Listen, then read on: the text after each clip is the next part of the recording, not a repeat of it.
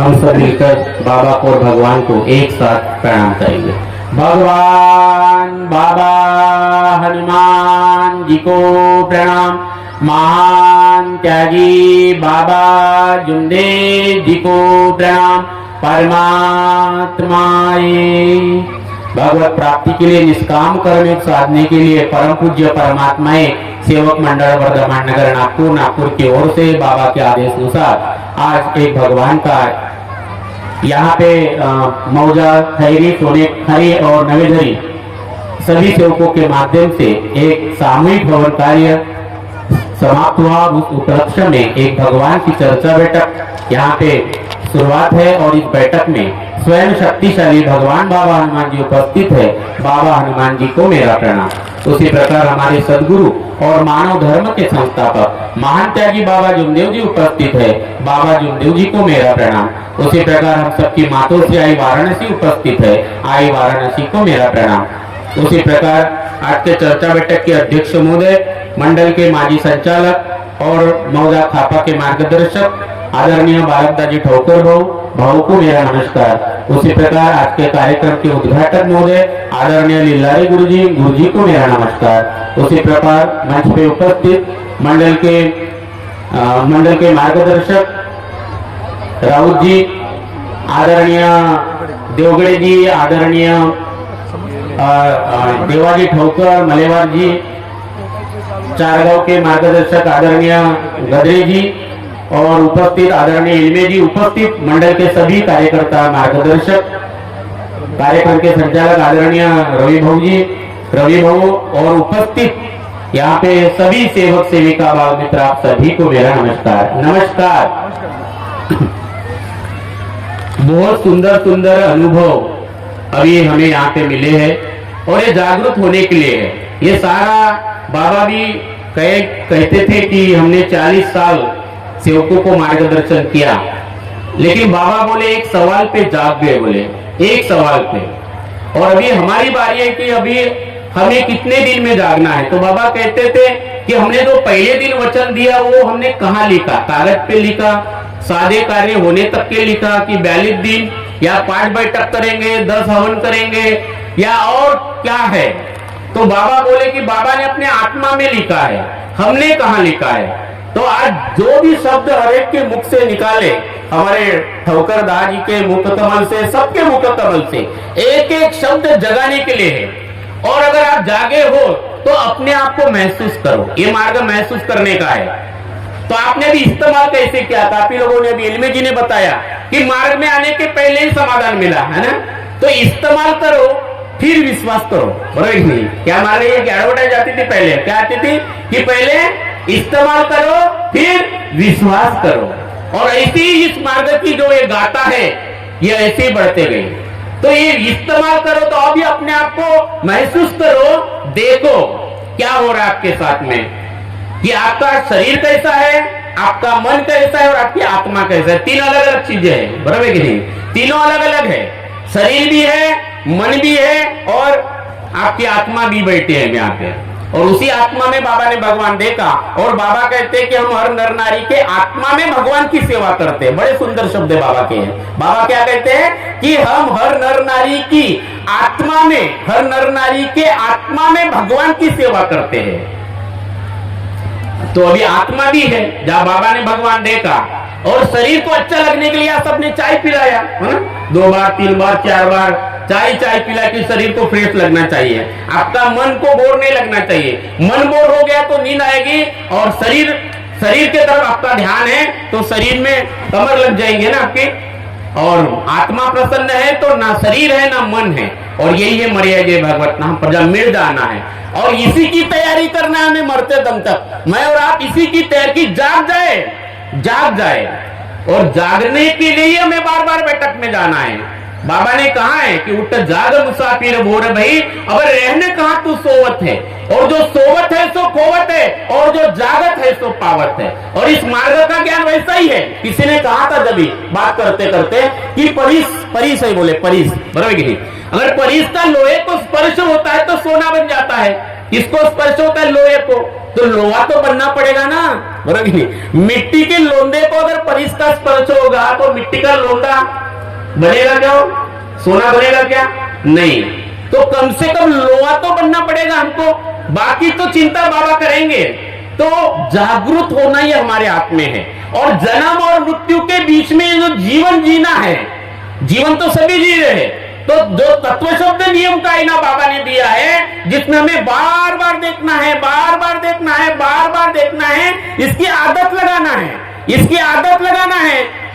और दुख आए या सुख आए, फूल मिले या कांटे मिले, ये निरंतर जिसने किया, ये निरंतर, और इसी के लिए हमको जाना है। बैठक में इसी के लिए जाना है, बार बार जाना है, एक दिन का काम नहीं है।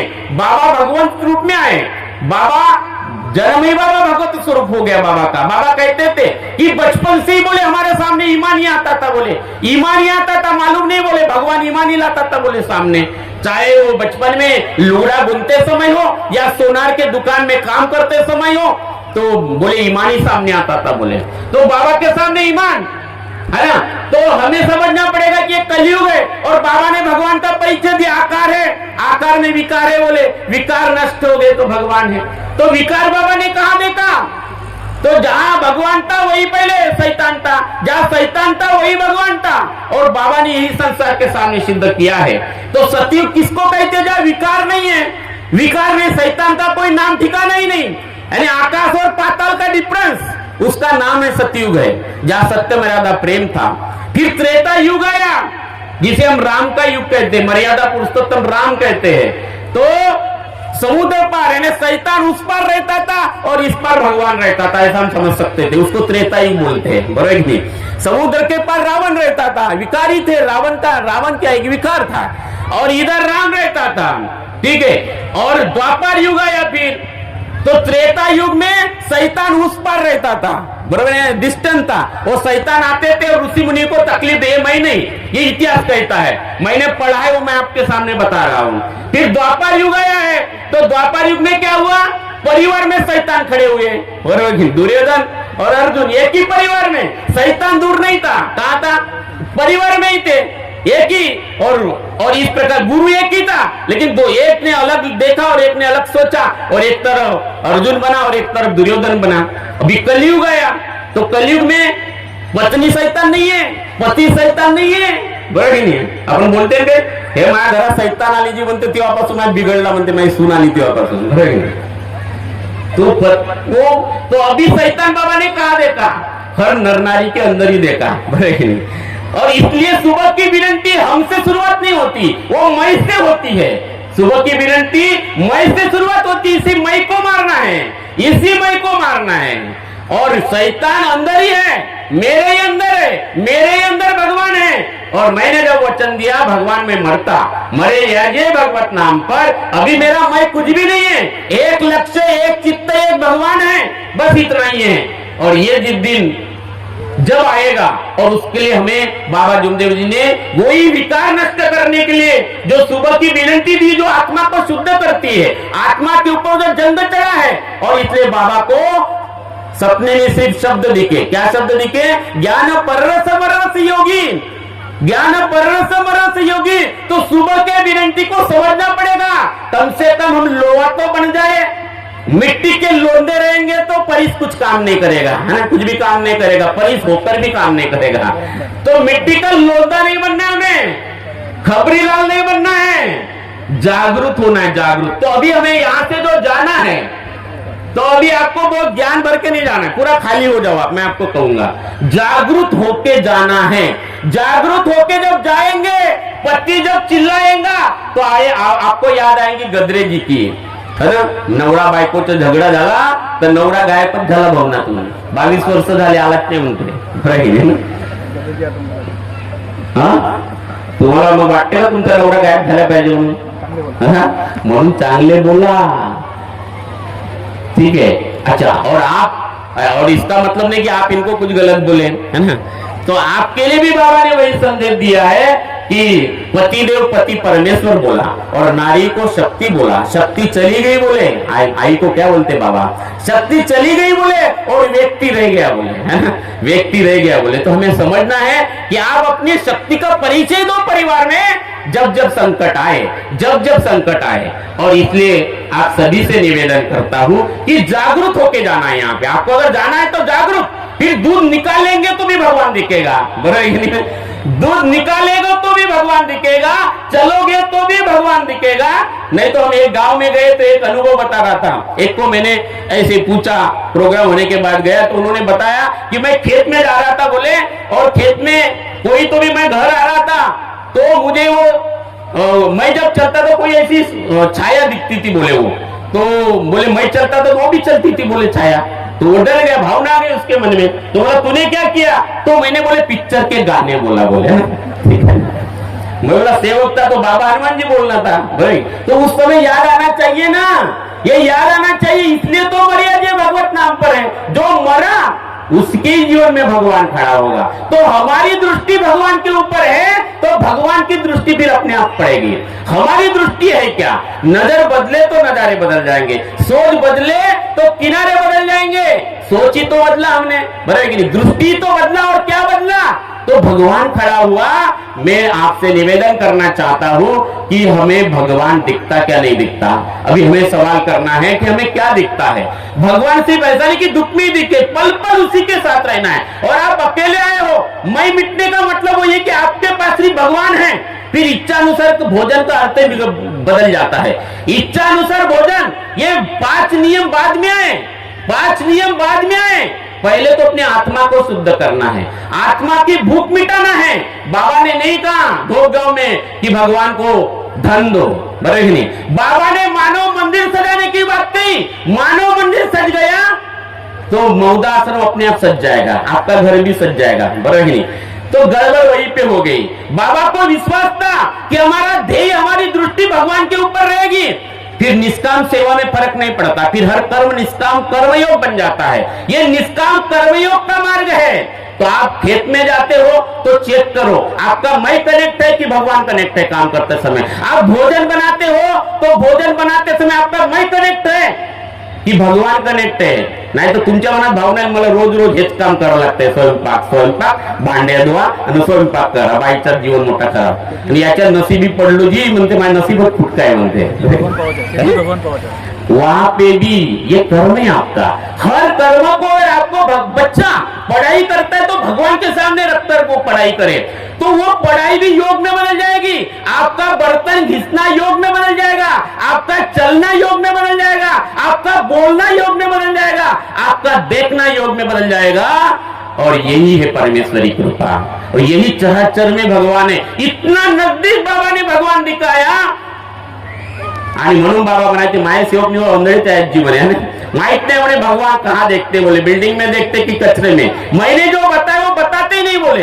ये तत्व शब्द नियम का आईना इतना अद्भुत आईना है. इसके मस्ती में, इसके रंग में जैसे शराबी रंग जाता है फिर रोगी रोग मुक्त हो जाएगा, भोगी भोग मुक्त हो जाएगा. इतना अद्भुत है और सबको यही बताओ, बच्चों को भी. फिर जो जागरूक आदमी है उसको बोलना नहीं पड़ेगा खर्रा खाओ या खर्रा छोड़ या कुछ नहीं बताना पड़ेगा. संवेदना जागरूक होगी, संवेदना बताओगे कि इस शरीर में भगवान है, ये शरीर में भगवान है. तो आप सभी से मैं निवेदन करता हूं इतना सीधा मार्ग, न वेद पुराण कुरान कोई पढ़ने की जरूरत नहीं. इस देश में जो कुछ भी हुआ आपने देखा है, जो कुछ भी हुआ इस देश में आपने देखा है. चाहे पादरी हो जिसे हम फादर कहते क्रिश्चियन धर्म में, चाहे बहुत सारे पाखंडी लोग निर्माण हुए हैं, बहुत सारे कुछ निर्माण हुए हैं जिन्होंने मानव धर्म को जगाया नहीं है. इवन आज का देश का राजकारण भी देख लो, मानव को जगाने का कहीं काम ही नहीं हो रहा है. मानव धर्म के माध्यम से जगाने का काम अगर कोई करता है तो इस मार्ग का मार्गदर्शक सेवक और हमारे सारा परम पूज्य परमात्मा एक सेवक मंडल, ये बहुत अद्भुत कार्य है. और यही मानवता को जगाने के लिए भगवान ने बाबा को भेजा. और इतिहास कहता है कि कलयुग में कल के अवतार होगा बोलते. कौन सा अवतार? कल की अवतार। अभी कब होगा ये मालूम नहीं, लेकिन कल की अवतार हो गया। कलयुग का मतलब क्या, विकारी विकार है, शैतान है, हर इंसान के अंदर शैतान है। पल भर में अच्छा और पल भर में बिगड़ जाता आदमी, है ना, आपके भी घर में होता होगा। पल भर में अच्छा और पल भर में आदमी ऐसा शैतान बन जाता है। आता तो चांगला होता जी म्हणते, देव माणूस म्हणते ना, आता चाकू मारलं म्हणते, खर्रा खाता खाता चाकू खुपसून टाकते। दोस्तच हम रोज पेपर में पढ़ते हैं, बरोबर नहीं? तो पल भर में शैतान, पल भर में भगवान, पल भर में शैतान, पल भर में भगवान। तो अभी हमें हमारी पहचान करना है, अपने अहंकार को खुद देखना है। ये मार्ग अपने आप को खुद को देखना है, पति को देखना है, पत्नी को देखना है, हर सेवक को देखना है, अपने प्रति जागरूक होना है, अपनी आत्मा को जागरूक करना है, अपने आप में डूब जाना है, ताकि मैं अपने अंतरात्मा की आवाज खुद सुन पाऊं। दूसरे के अंतरात्मा की आवाज मत सुनो, कोई बाबा बनने की जरूरत नहीं, अपनी आवाज सुन गया ना तो बहुत बड़ी बात है, नहीं? हमारा मन क्या कहता है, मैं क्या हूं, ये आईना मेरे लिए है, ये मेरे लिए है।